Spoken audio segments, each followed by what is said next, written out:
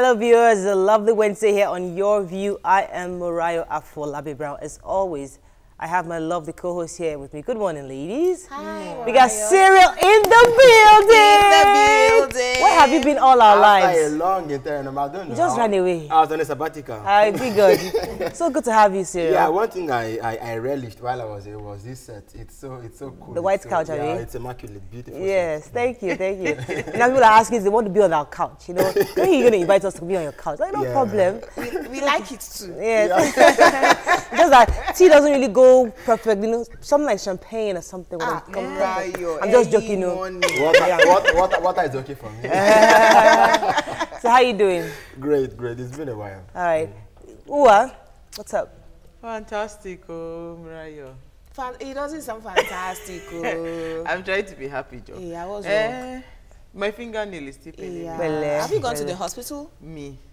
I'm not going. Yeah, just the average Nigerian. But I go to the hospital. I'm the typical Nigerian. Yeah, I'm not going to anywhere. Just I'm not going be anywhere. putting spraying perfume. As if it's No. perfume. I've gotten a treatment actually for Oh, you're praying to... No, I've gotten a treatment for it. My father, I bind every spirit of pain. Bind every spirit So of it pain. happens all the time. Now when you hit and it turns like a black whatever. So Like, And you bind the pain. I'm not binding. I'm treating the pain.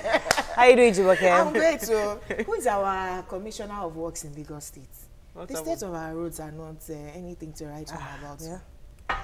Ambo. Are we waiting for the rainy season? That's the only justification. Well, they're in my actually mind. working though. I've seen seen them they've been working quite in my area. they cover up a lot of patches. I've been seeing that. I have seen that on federal government roads. Okay, I've seen them on private on You on know the these Okota axis. I mean, like I used that road for some Sundays now, and my suspensions, everything just went. At the point I was driving, like it was not like a taxi.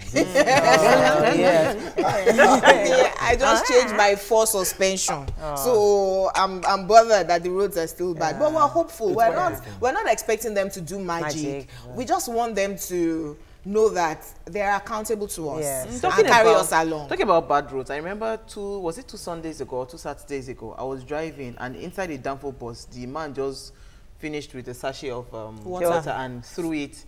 And I walked up to, because my son was saying, Mommy, see what that guy did is wrong. And I walked up to him. I told him, and you will say that the roads are bad and the drainages are blocked. You are part of the person that is blocking the drainage. And if you had seen that gutter, plastic bags and everything. So you see, there is nowhere this water will go to.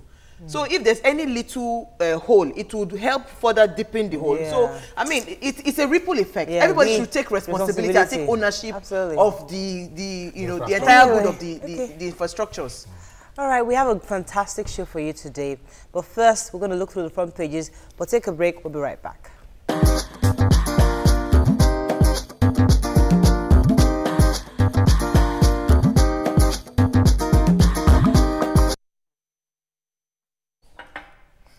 All right, we're back. We're going to start with the Punch. No, we're starting with the Nation today. Jonathan fails to shield ex-ministers from probe. Buhari Abdulsalami peace panel yet to meet. 20 billion naira Calabar port contract sparks crisis. World Bank to rebuild Northeast with $2.1 billion.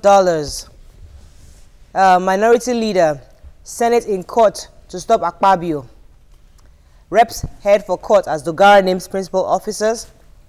Chibok girls, Buhari won't reject talks with Boko Haram. Oshimbajo, Yari discuss workers' pay bailout. All right.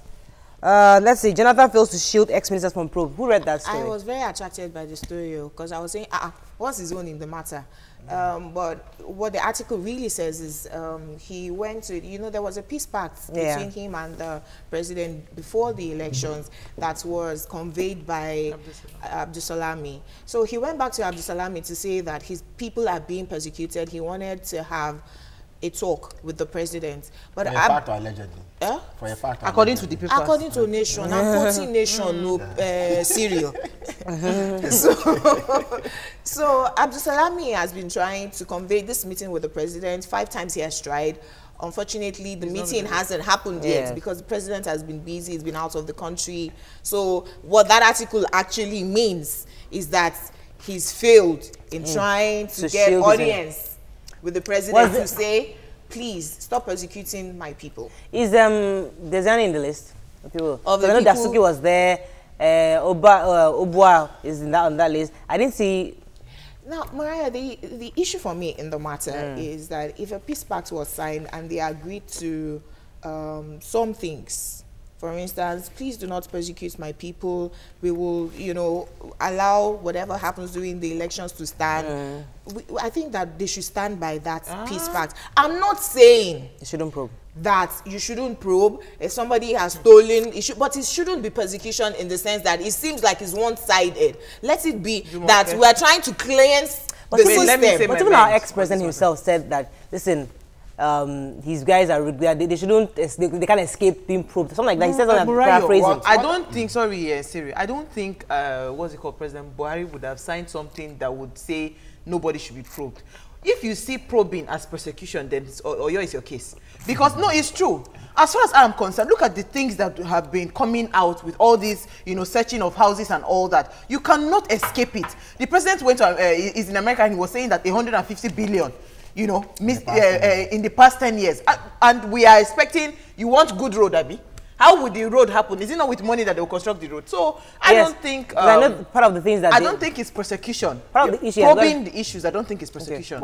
Well, for me, I think that it's part of the issues I have with the current government. I think what we should have seen is a detailed plan to say, look, when we come into government, this is how exactly we are going to fight the war on corruption. We're going to be probing 10 years down the line. High five from 15 years down, you know, down the line. But without such a plan, without such a blueprint, without, you know, something that the Nigerians can look at to say, this is exactly how the president wants to fight the war, it's difficult for us to put, because now it seems as if he is fighting the past administration. I remember, like she was saying, you know, after he paid the visit of Helen came back and said, nobody has anything to fear. I remember that quote.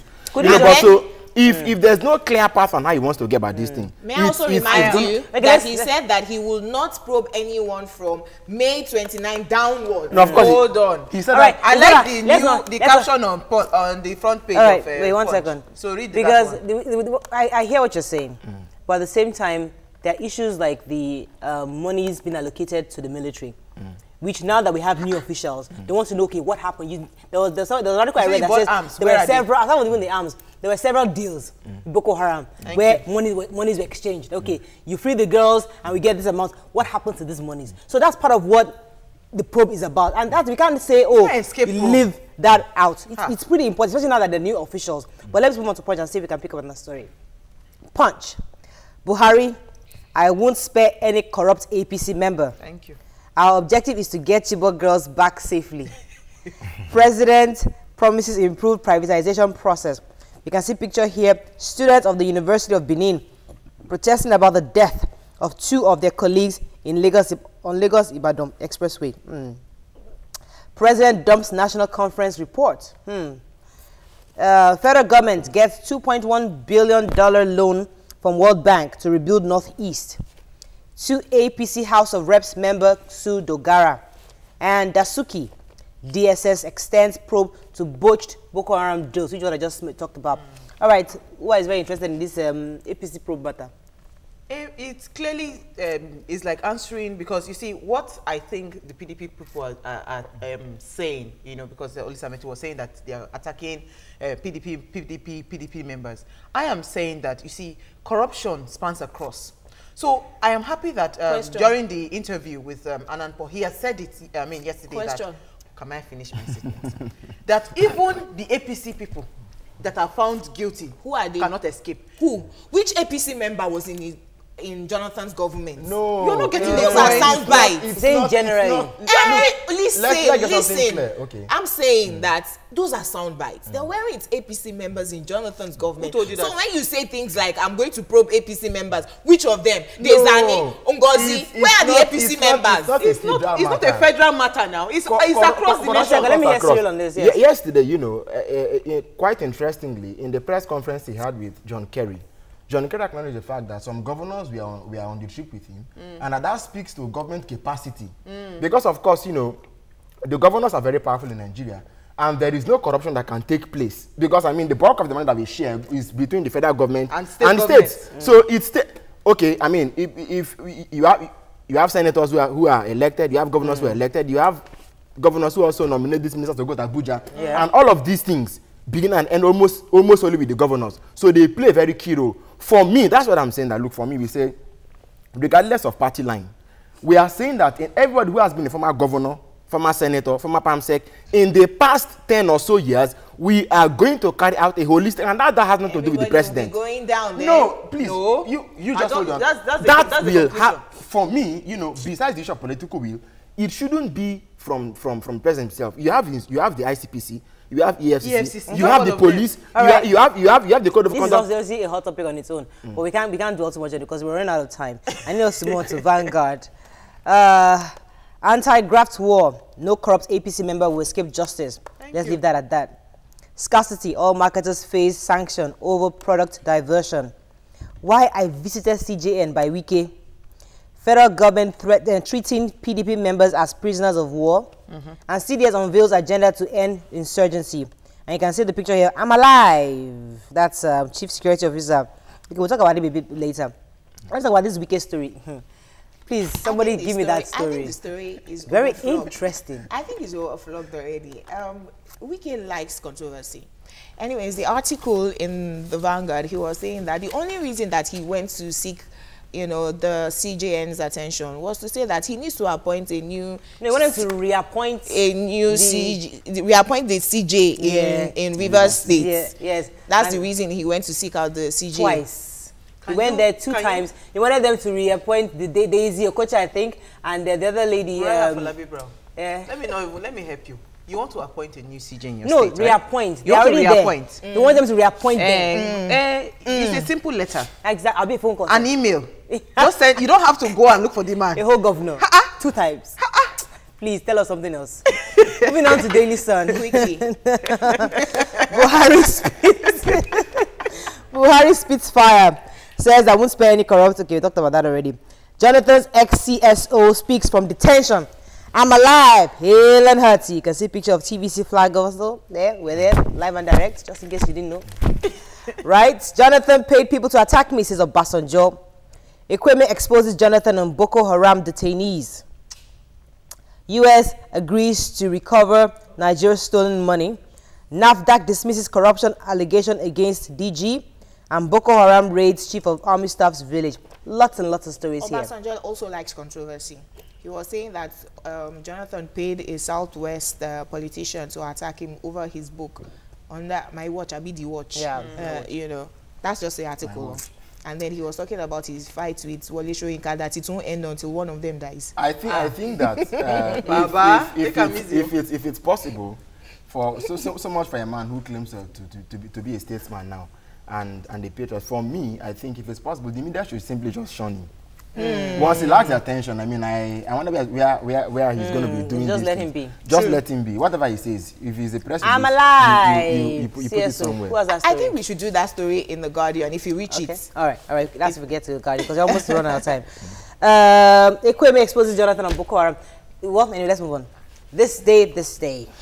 Ekweme was saying, former President Alex Ekweme was saying former President Jonathan was the one who moved the Boko Haram people down to Anambra, Ekwelobea prisons. Buhari's time that that's not what he said. Yes, it wasn't Buhari. Yes. But they went to appeal to Jonathan. Jonathan retracted it, right? And that was the thought that was it. Suddenly, it was then re-implemented. So he went back. So he said, is it that Buhari is now re-implementing what Jonathan has already rested? But I guess he's not able to figure that out. So hopefully they find out what happened. So he's exposing that it was Jonathan who did it. This day very quickly. Buhari to extend dragnet to corrupt APC members. Jonathan CSO dispels rumor of his death. Says he's hale and hearty. Boko Haram attacks new chief army's home. Okay, let's just pick one story here because we can't even make it to Guardian. So that's I'm alive now. I'm alive. Hale and hearty. So who saw that interview? I saw the interview yesterday. Press briefing. Yeah, I saw. Okay, yes, it was a press briefing, and he was saying that his speech was well prepared. He delivered it well. That he's still a staff of the DSS, and he's sure that they're not going to do him any harm. That he was a little worried about online stories saying that he was dead. So he's and he said that he's been treated properly. He's been treated well. They're taking very good care of him, you know. That he trusts that the DSS is a reputable organization. They would not do anything there to him. That looks like a Hollywood movie where You better say that. Speech. You know, you better. Why? If you don't want to be really dead, No, Why? because please, I could almost see the invisible gun being like pointed at him. Because if we look at the timeline to that story, we had earlier in the day, you know, that It was all over social media. yeah, he was diabetic, he was hypertensive, and they didn't know whether proper care wasn't taken, you know, Of him. But again, I think that trials of high-profile people in Nigeria always take this turn. Suddenly he's ill. He needs to give an But he attention. was the one who went on hunger strike now. Yes. And So he why refused won't to you take his fall ill? You medication. have refused to eat and take drugs. Why won't you fall ill? But I want to hope that, you know, when we have this kind of cases, we see it through as the law will have us see it through, and just let be this public sentiment and, you know, issues of says, yeah. yes. Let's have the law take its course. For me, all this reading of the cases and all of that, let it be within the ambit of the law, Yeah. and Of course not it was and legal not now. and not so. because you're the lawyer. They had search warrant. Okay. This is that one. Both to Sokoto and to Abuja. All right, that's all we got. When we return, Governor Shettima insists on amnesty for Boko Haram. That's on Hot Topics. And later, our president's visit to the U.S. How would that impact us economically? Stay with us. We'll be right back.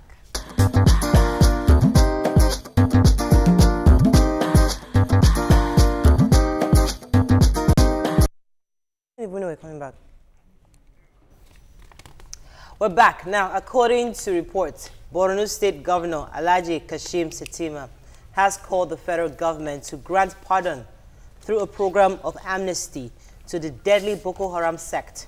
According to him, the recent attempt by 16 members of the terror group to renounce the murderous ideology is one key proof that an amnesty program targeted at creating an exit window for forcefully conscripted members is capable of reducing the number of Boko Haram fighters. Now, what are your thoughts on this? It's your view. Let it count. You can call us on 070-8066-8014. You could tweet to us at WTBC.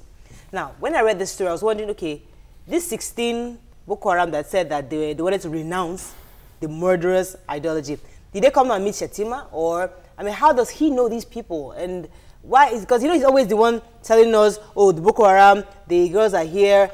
He's always had that. What exactly is his relationship with this, with the contact they have? They actually denounced the sect and left to one community, and he sent members after them to sniff them out at night, shooting nobody so that they won't alert the military. Sniffed out 16 of them, killed 11 of them, and went with 5 of them. The dead bodies of those 11 were found the next day. Now, I'm one to always shout no to amnesty because, I mean, these are criminals. How do you negotiate with criminals? But Shettima has a point in that there are 3 ways of handling Boko Haram. One is military, which we're failing at, because they don't have enough personnel to man all the communities being attacked. Secondly is the economic angle. If you find out that these people are brought into the sect by paying them just 5,000 naira to carry out some of those dastardly acts, you wonder, they really must be poor then. And the third one, which is the political one that he's talking about, is that some of these people were forcefully put into the sect. Now, some of them, if there's an amnesty program on ground that they can walk into, they'd like to denounce, you know, based on the killing of these 16 people. But that's when there is none. You know, what happens? They're just going to continue bringing people. Him, let me come to Cyril. According to him, that would only reduce the number of fights. Doesn't mean that Boko Haram will stop or is going to totally end the war against Boko Haram. But how does that really help us out? I don't think an amnesty program is the way out. Okay. I think if my memory serves me right, this won't be the first time that government would have proposed to discuss with them, you know, and to grant them amnesty. And they came out to say that, look, it is they who actually owe government amnesty and not the other way around. True. And then Governor Shettima's comments, I like the way you were coming at it earlier.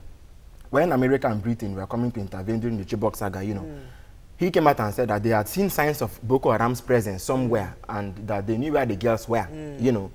But after that momentum died down, everything went quiet. Yeah. Then suddenly, some day before the May inauguration date, he came out to say again that they knew where the girls were. It's a bit controversial.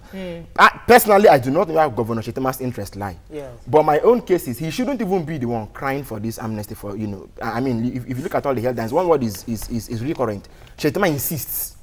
Why the insistence? For me, it is not even enough for us to draw a parallel with what happened in the Niger Delta, because even if it seems as if those militants had a cause, I never once approved or you know, supported that we should waste billions given to them, you know, in the name of some amnesty program. It means that tomorrow the Southeast can also rise up. The South can also rise up, and anybody will say, as far as we can get amnesty from government, if you have relocated the command center to Maiduguri, if you have appointed new service chiefs, if you've got America and top on the agenda is security, then you're coming back home to talk of amnesty again. So I mean, we're going to work at cross purposes. For me, if we can, President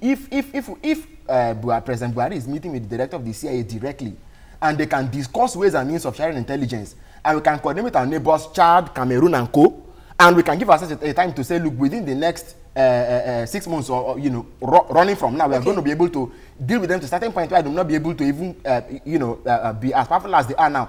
Before the election, 6 months, that 6 people that was given. Yes. I'm coming. You know, we made some, you know, some gains. How did that happen? We are weapons that we bought from Ukraine. So if we can go back to the books and say where did we get it wrong? We can defeat Boko Haram militarily. The bulk of the fighters in Boko Haram are not there because of economic reasons. It's not because fighters, they are fighting in the name of an ideology, whether it's Islamic or not, it's not my concern. They are fighting because they believe in a cause. So what we need to do, if you give them amnesty, they will come back again tomorrow and do the same thing. But our president is saying he's not adverse to negotiating with these guys, especially because of the Chibok girls. That you know what, that negotiation is definitely on the table. So are you saying that you don't agree with the president because he's thinking that that might be an option, especially with the girls now? Because she has said in the past there have been several opportunities to negotiate, but negotiation is different from amnesty. Okay, well, that's true. Do you understand? But who are the Chibok? In negotiating, we can say, okay, we're giving you amnesty, and you then go. We can. That's part. Let me tell you something. Do we even have sufficient intelligence, independent intelligence on our own part, to establish and ascertain that these Chibok girls are still alive, and that because you know we have had claims and counterclaims. So are these girls even still alive? Okay, let me take this call from and of course, we can be sure that it won't be in that same number, but are they even still there? All right, Ola, are you there? Hello? I think I lost that. Yes, Uwa, you're going to say something? No, I said the ideology of Boko Haram is whether if you leave, you die.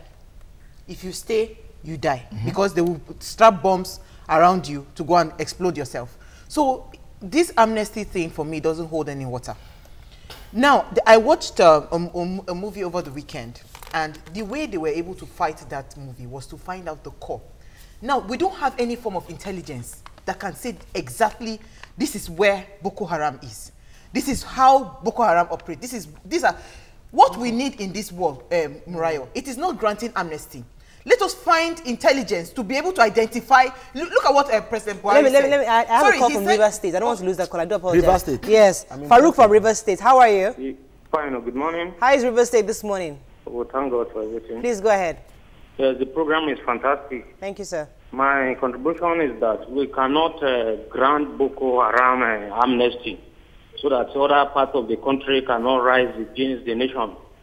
The only thing we can do to even dialogue with them a little is that if they can give us 6 months trial, let all of them gather together and cease fire for 6 months, and we know really that yes, they are the real Boko Haram. Then we can call them to a round table. That is the only thing this country can do. They should give us 6 months and cease fire completely. That's my contribution.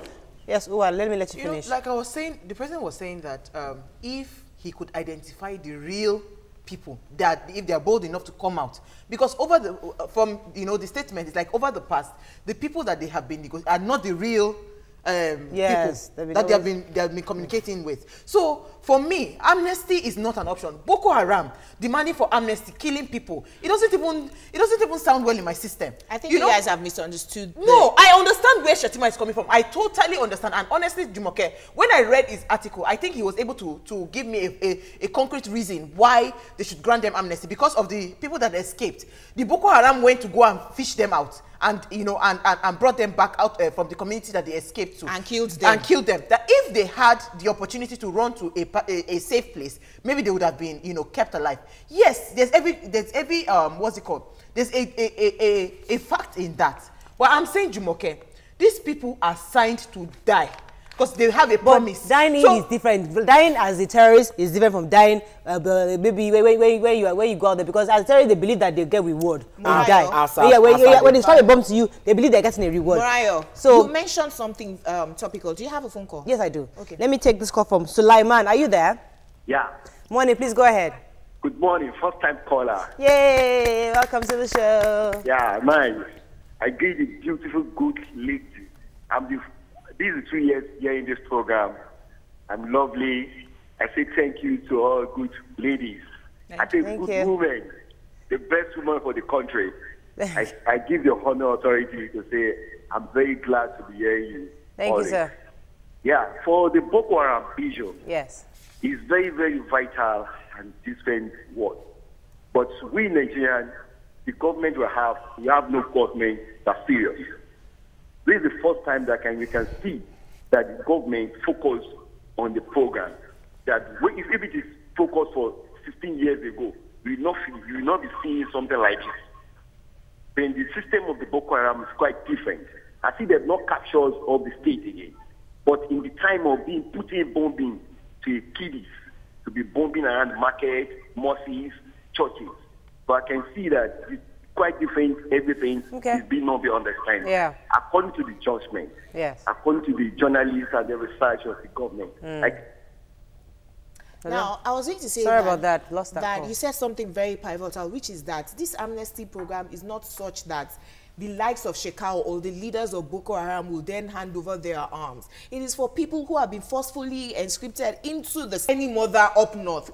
We pay lip service. We're like ostriches down south because we don't know what is happening to those people. We're not feeling what they're feeling. Ask any woman who has lost her husband, whose elderly son has been forcefully conscripted into Boko Haram if she wants an amnesty, such that that boy who joined because he didn't want to die, because they bring you out in the open and they say they preach their ideology. Do you agree? If you refuse, you're shot in the skull. People will join because they want to stay alive. Now, if that boy knew that he could run to a military camp and say, I denounce Boko Haram, I was forcefully, because the military way that we're going about it has failed and it continues to fail. You know why? Down south, we live in estates where you can put a gate and put military tank in front of the gate. Up north, there are farmsteads. One hut here. You will walk another 100 kilometers. The whole lot is a farmstead. I'm talking about northeast. I'm talking about Medjugorje. I'm talking about Chibok. That it took even CNN how many days to get into that town. How many security men will guard each house? Boko Haram will come in a group. They can enter into this house and wipe out the whole community because your military is 100 kilometers away. Let's be realistic. Okay. All right. Okay. All right. Unfortunately, we can't. I just want to tell Jumoke something. Yes, it's a passionate topic, but you see, the truth is that anyhow you look at it in Boko Haram issue, whether they were willingly put into that thing or not, the end result is still death. Do you understand? If we are not sure of what the intentions are, because granting amnesty to this kind of people, anybody that succeeds in taking your mind, the person that's taking your entire life. So these people, you can't even tell whether this what's it called, surrendering or whatever, the amnesty would actually work. It works in the Niger Delta. Niger Delta is different. You can't compare. Well, I mean, they're worlds apart. I'm saying that if the one that you're doing isn't working, you should be open to other suggestions. If you see two terrorists here, how do you know which one was forcefully conscripted? And the other one? And the one that was not. Unfortunately, but it's unfortunate. We can't continue this conversation. Unfortunately, we have to end this segment. But I think it's not we've not fully thrashed it out properly, and we need to probably bring it again because Boko Haram is ongoing. So maybe we need to rework this and then see how we can also discuss it. Bring Cyril back again. Bring a military man. Bring a military man because we need to really understand: should we have amnesty now that our president is even coming back with more support from the international community? We need to do we still need amnesty, or is it the way to go? All right, that's all we can take on this discussion. When we return, it's Wednesday, so we're talking also economy. The economic impact of our president's visit to the U.S. We have an expert in the house who's going to help us. What exactly does this mean? How would that mean? What would this visit mean for our economy? Stay with us. We'll be right back.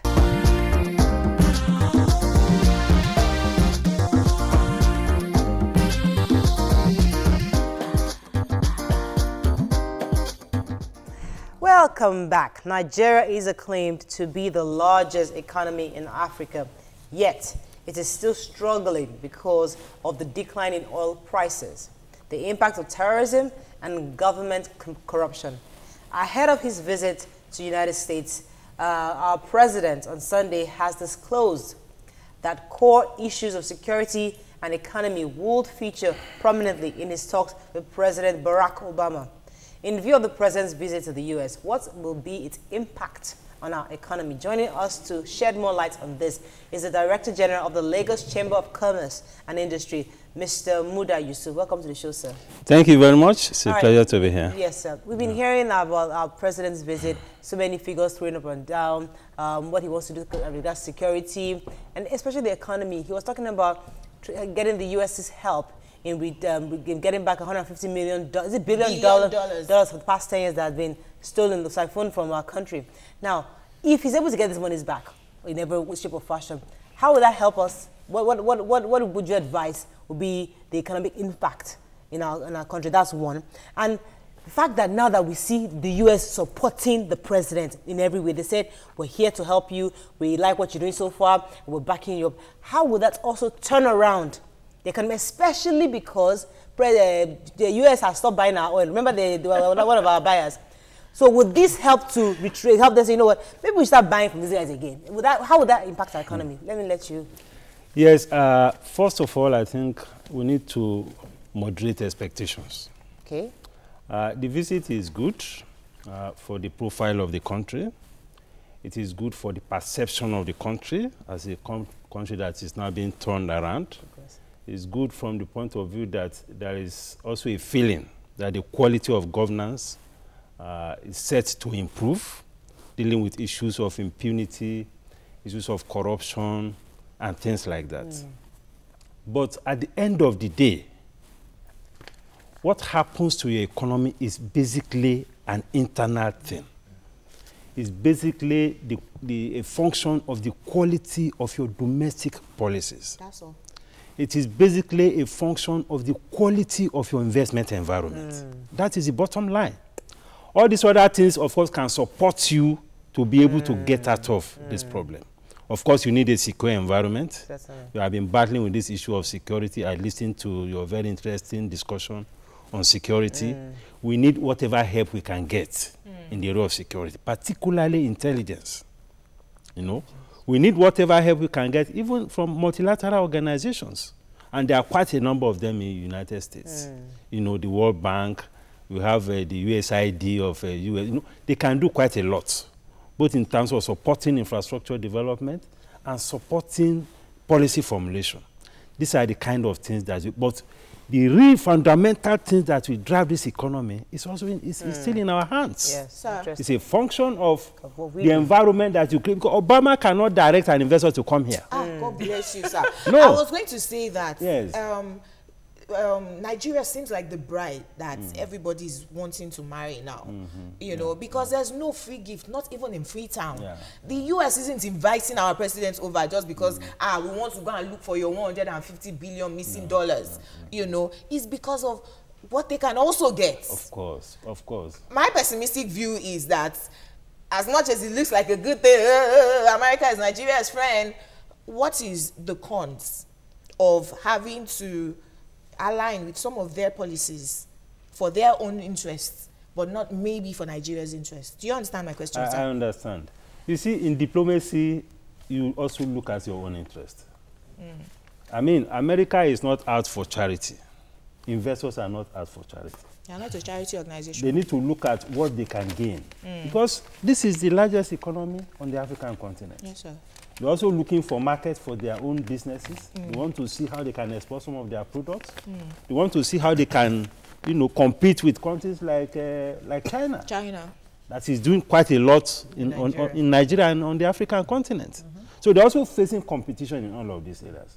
But at the end of the day, for investors to come, the economics of the investment must be right. Okay. You know, it's good to talk to even your oil. If you're asking the US to buy our oil, it's fine. But they have to weigh their options. If they have better deal elsewhere, they won't come here. Okay. Now, Yes. you just talked of better deals. Yes. I was going to postpone this question for later, but since you talked of better deals, let's. America is one country. We understand who they are in the world, but they are just one country. Yeah. I would have thought that, for instance, if you came back home, there's no foreign minister yet, and there's no minister of the economy yet, who should have helped the president to enunciate or initiate certain policies that should have defined his tone of discussion with them there. But upon return, what if we sit back and 3 months down the line, the Chinese come with a better deal. offering? Are you for a one-way pro-Washington foreign policy, economically, politically, diplomatically, or we can sit back and say, okay, the Canadians are also there. Let everybody the Indians come. came to arrest when America stopped buying our oil. So, what do you think we should do? Should it be Washington all the way, or let's come back home and also compare notes with China, perhaps with Russia, with India, with the Canadians? What do you think? You see, Jumoke talked about a beautiful bride. Yes, so. If you're a bride and you have so many suitors, I mean, you have to look at them. You weigh them. You weigh them. You know how loaded is this one? What can this one offer? How handsome is the other how one? handsome, you know, how gentle, you know. It depends on what you can deliver and what value you can bring. Because this is about your own interest, first and foremost. And in relationships, particularly in diplomacy, they say you have permanent interests. Not necessarily permanent friends. But, sir, so when the options come, it's not as if these things are also mutually exclusive. You can have a combination of it. Okay. America can offer you something, you take it. China can offer, you know. We have a whole lot of things to do here. Okay, yes, Owa. So it's not as if America is offering you, that will mean that you have to reject whatever is coming from other. No, it doesn't happen that way. Well, my own take, because I think, I don't know, help me out if it's a good view. The relationship we're building with America, I think in my own thinking, America should be the only one that can help, especially with all these missing funds, because all this money that are the $150 billion that the president has said, you know, is missing and is seeking America's help to regain. Most of this money, they're all in foreign accounts. And this India and China you're talking about don't have the spread that America has with the other continents of the world. So what is your own take about it? Because I think, in my own opinion, Americans are good allies. America would be a better, you know, ally than, you know, other, what's it called? Even if I'm a beautiful bride, at least I should look for the one that can find solution across board than just a particular sector. It depends on what problem you want to solve. Yeah, I'm talking about the missing funds now. In terms of course, America has very good leverage. Okay. The network is there. And in any case, the global financial system is now becoming even more integrated. Yes. Okay. It's not even more difficult these days for people to steal and take money out. That is why you see a lot of, you know, funds that are stolen. People are looking for one way or the other to invest it here. Oh, okay. You know, people invest money here and there, properties. You begin to wonder who owns this, who owns that. You know, it's because it is becoming more difficult because of all these global security issues, terrorism, money laundering activity. You know, a lot of things are happening to track some of these illicit funds. Now, one of the things that our president was talking about during his trip was getting Obama to stop by in Nigeria, to change his mind to stop by in Nigeria. If he's successful in doing that, maybe now or maybe even in the near future, do you think that would give investors assurance, to give them that kind of confidence to come and invest in Nigeria? Do you think that would be good for us? No, that's not. You see, investment decisions are much deeper than that. Okay. All these things are good for profiling, perception. Photo ops. Yes, but if somebody wants to invest, they will do their due diligence. They will look at the quality of your infrastructure. Sure. They look at the quality of your institutions. They look at the policy environment. They will look at how, okay, if there's a dispute, how quickly can you resolve a dispute? When you have a dispute, you are in court for almost 2-3 years. How many businesses can wait for that? So these are critical issues that we should begin to address. Yes, okay. The countries that have made progress, they don't make progress so much leveraging on somebody's visit. No. Okay. They made progress because they did the right internal policies. Internal policies. So, sir, let's come to something. You lead the Chamber of Commerce. Yes. Yes. I understand that. I saw actually President Buhari also actually addressed the American Chamber of Commerce when he went there. Yes. Which means that chambers of commerce have quite a great role to play. I do not know how much or how strong a partnership, you know, across bilateral lines are in terms of the chambers of commerce. Interestingly, you know, he's gone there. Of course, you've mentioned policies and all of that.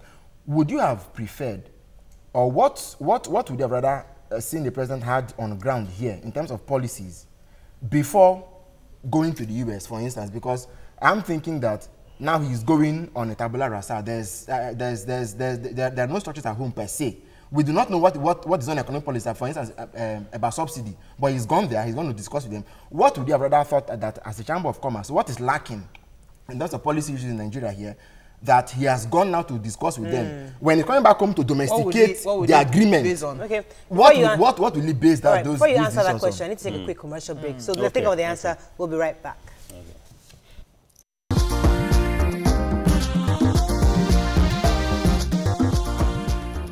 Banana. Welcome back. All right, so you're going to ask the serious question. You see, the thing is that ideally, charity must begin at home.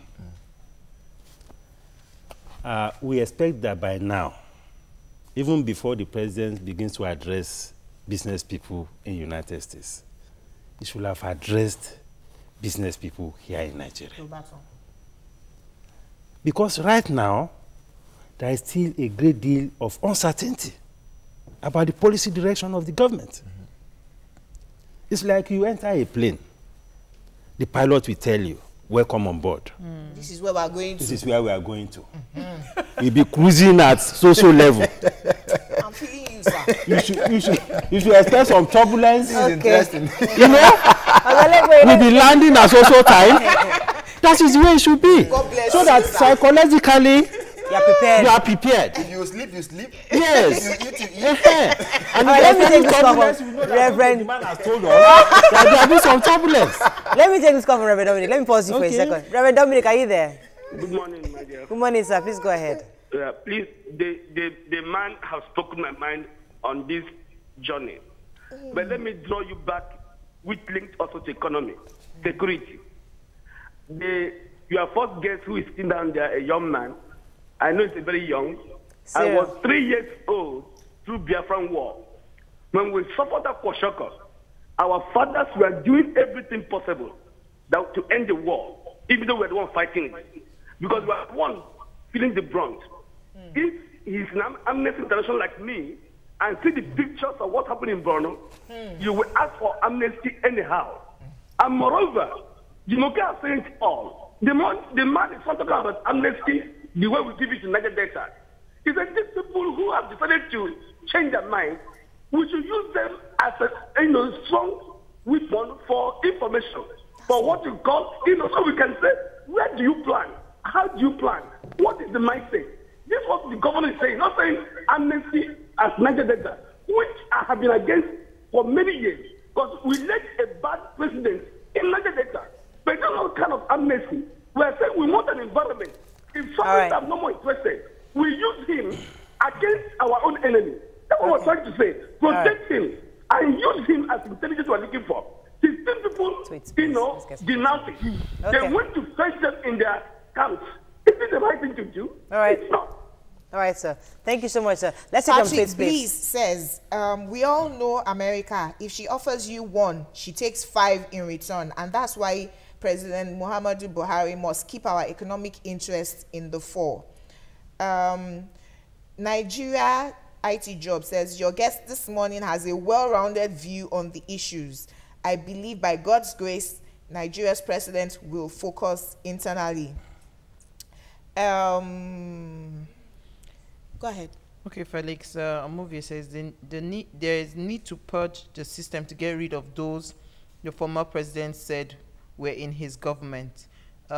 Wisdom Smith says there is no impact I see in this visit to the US.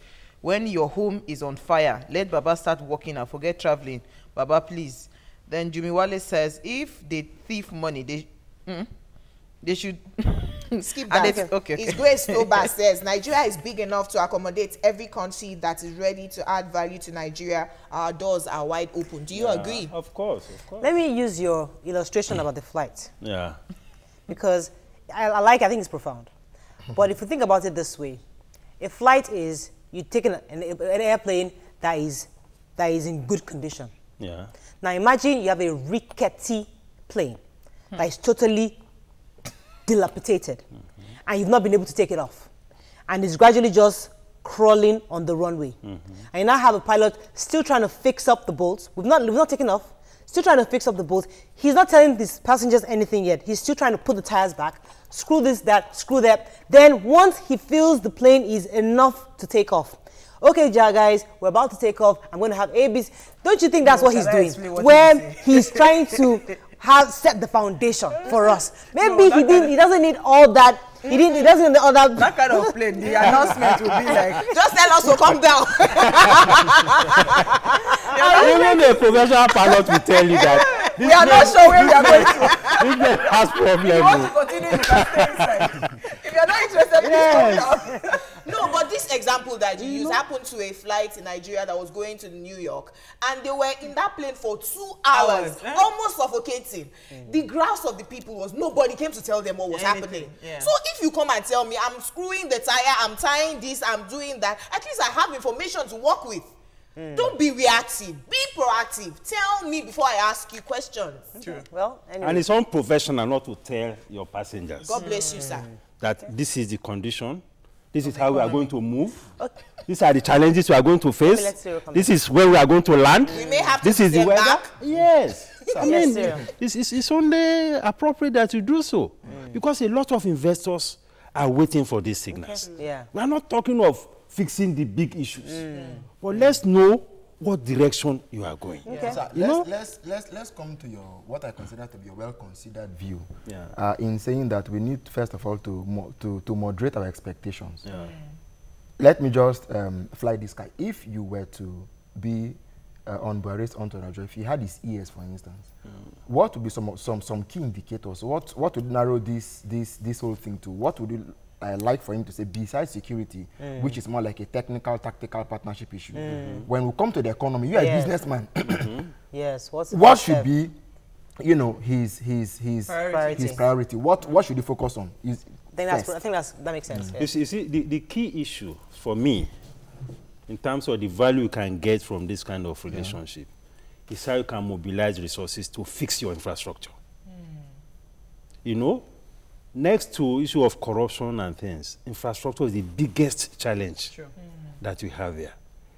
If you can get support to fix infrastructure, a lot of other things will run. So, sir, sorry. Now, infrastructure seems like a blanket. If we take it off, what are the things that are going to be seen there? As a business and power or roads? Power, for instance. Is that a priority? It still is a big priority. Very big of course, there has been some reform, but we haven't gone so much. I mean, we haven't gone far on it. We still have a great deal to do. We talk about the rail system. You know, because even internally, this economy is not fully integrated because of the issues of transportation. True. If somebody is producing something in Maiduguri or in Kebbi or in Aba, to move it around the country, it's a big deal. Yeah. Break down. Yes. Dangote has close to 7,000 trucks on the road. Sir, how can he function efficiently? How can he deliver things at a cost that is affordable to the citizens? Because the cost profile is too high. do you think any serious investor will take the government seriously? I use the example of the Lekki-Epe Expressway, where there was a government private partnership, and then the government then said, you know what, we're going to buy all of this agreement. The investor had thought that he had 30 years to recoup his investment. All of a sudden, the government is saying, you know what, I'm going to pay you back. Maybe they thought this was a fat cow that should be going to the government. So do you think any investor will take President Muhammadu Buhari seriously to invest in Nigeria and say, the investment that will take 30 years, this man may just be in power for 4 years? Do you understand my question? Yeah. You see, these are part of the issues about the investment environment. The stability of policies yes. and the respect for contractual agreements is very key. We have something similar even with the airports. MM2, there were all sorts of litigations here and there, you know, protests and so on. If you don't create an environment that will give confidence to the investors, we'll have a problem. And, and these are the internal issues that we need to sort out. And Professor Chris has always told us that government is a continuum. So they should actually ensure that once we start off a contract, it continues all the way. But the person in charge can change, but the policies should not be dwindling. It should be stable. And quite frankly, you know, the issues that he has raised, the issue of policy, investment, environment, those are the key issues. Those are not issues that you even need somebody from China or Kuwait to come and tell you to do. If you get those priorities right, everybody will fall under, you know. But let's hope that government. Let's be hopeful. Thank you so much, sir. Thank you, sir. It's a pleasure. We had a great time. I like the airplane illustration. All right. Don't forget to rewatch a repeat broadcast at 9 p.m. tonight. You can also watch previous episodes by going to YouTube/TV Entertainment and search for Your View. You can check us on Google Plus at TVC Entertainment. Thank you for watching and see you tomorrow. Bye-bye.